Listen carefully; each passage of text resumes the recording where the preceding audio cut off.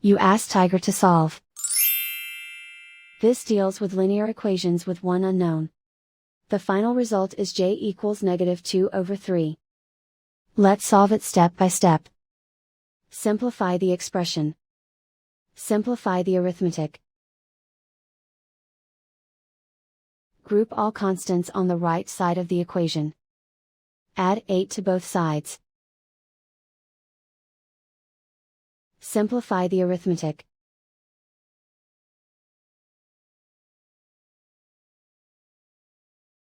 Isolate the j. Divide both sides by -12. Cancel out the negatives. Simplify the fraction. Move the negative sign from the denominator to the numerator. Find the greatest common factor of the numerator and denominator. Factor out and cancel the greatest common factor. And so the final result is j equals -2/3.